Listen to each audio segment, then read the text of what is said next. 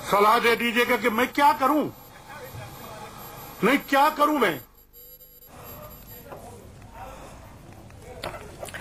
तो नसीमुद्दीन सिद्दीकी को आपने सुना, जो कि कई तरह के आरोप और साथ ही एविडेंस के तौर पर मायावती के साथ जो उनकी फोन पर बातचीत थी वो भी उन्होंने सार्वजनिक की।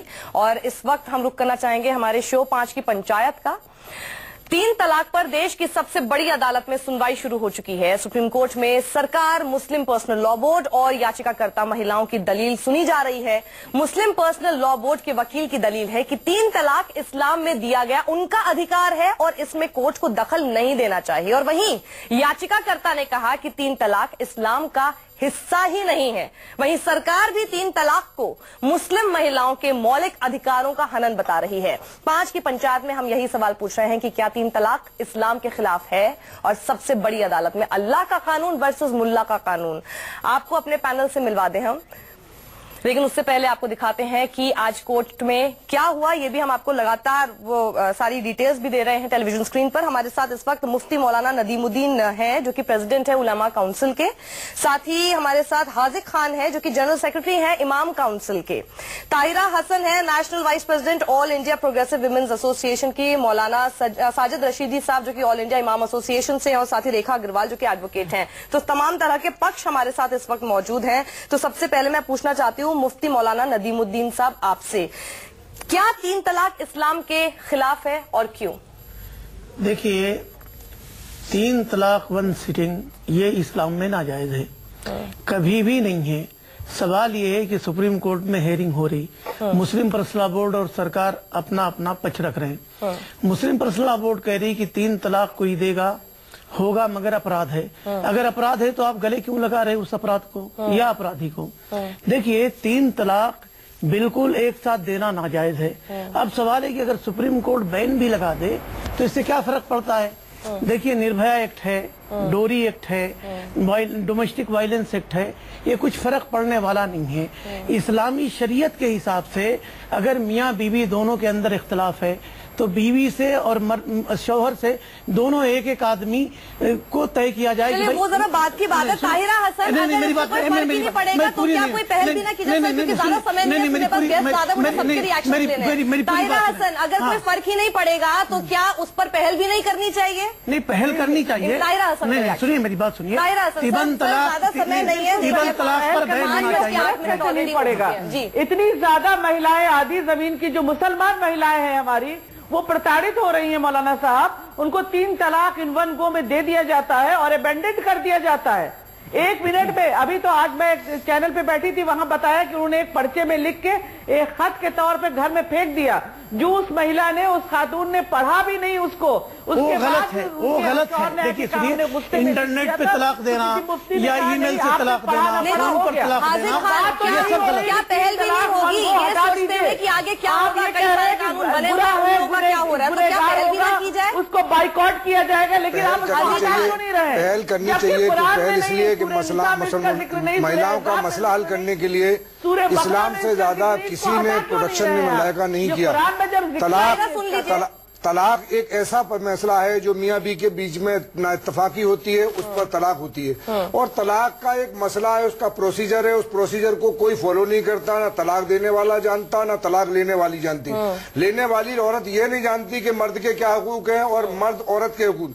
जबकि शरई एतबार से ये कहा जा रहा है कि तुम दीन का सीखना हर बालिग मर्द औरत पर इतना फर्ज है जिससे उसे हराम और हलाल की तमीज़ हो जाए। कहाँ से क्रिएट हुए हैं रशीदी साहब? ये कंफ्यूजन से तभी तो ये मुद्दा यहाँ तक आ गया, पहले तो कभी नहीं आया था।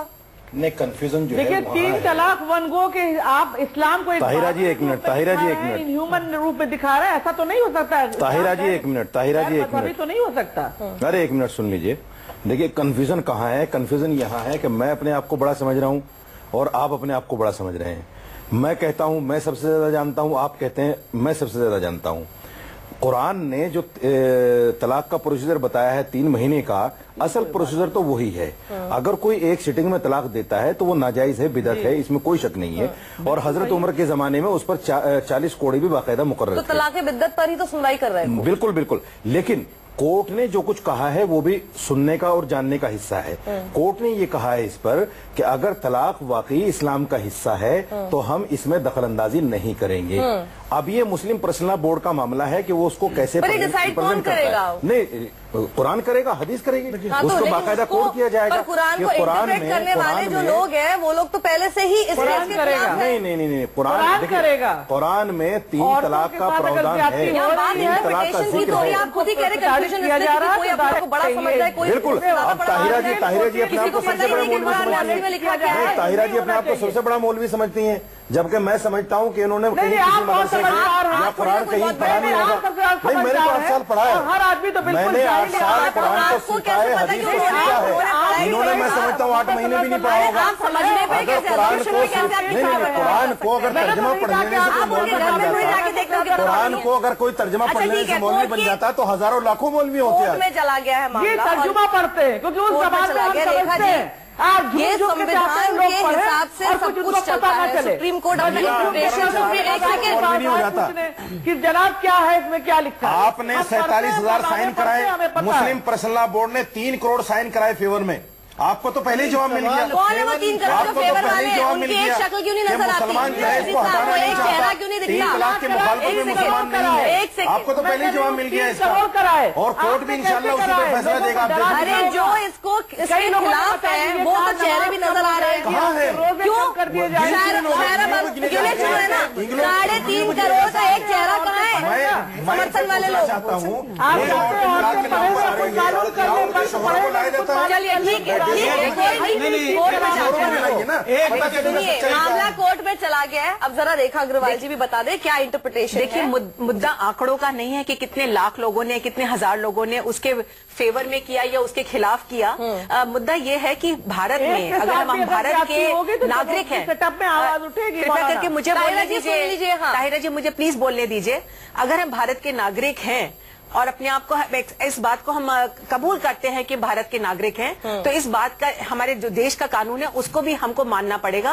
और हमारे देश के अंदर जो हमारा संविधान है, कॉन्स्टिट्यूशन ऑफ इंडिया, वो सबसे ऊपर है। और हमारा कॉन्स्टिट्यूशन हमारे को ये भी अधिकार देता है कि हम अपना धर्म जो है उसको फॉलो कर सकते हैं। साथ साथ धर्म ये भी संविधान ये भी कहता है कि मर्दों में और महिलाओं के अंदर बराबरी होगी।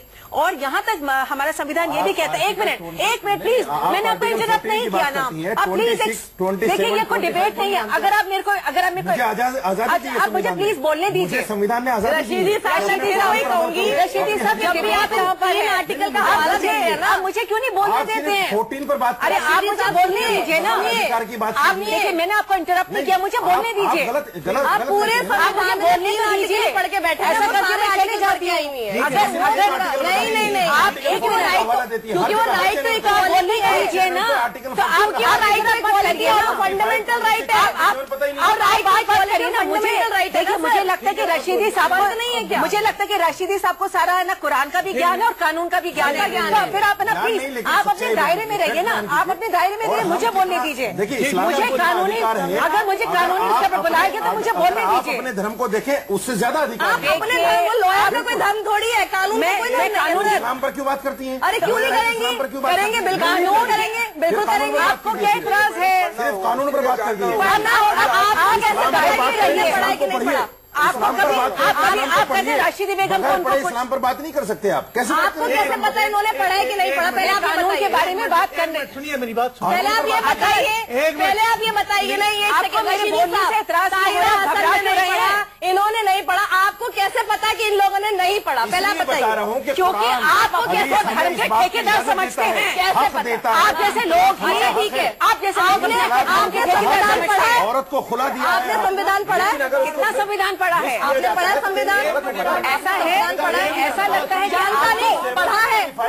अब आने तो दीजिए ना उसके ऊपर, जानता नहीं, पढ़ा है, आप उसके ऊपर आने तो दीजिए। ये डिबेट नहीं है। फिर तो ऐसा लगता है कि आपको अकेले, आपको कमेंटेटर को अकेले बात करनी है। नहीं, आप मेरी बात सुनिए, अगर आप इसको डिबेट करिए तो लगता है कि आपको याद है हमें बाकायदा इजाजत दी गई थी, और ये हमारे अभी आप मुझे तो इजाजत दे नहीं रहे बोलने की, आप किसकी इजाजत की बात कर रहे हैं?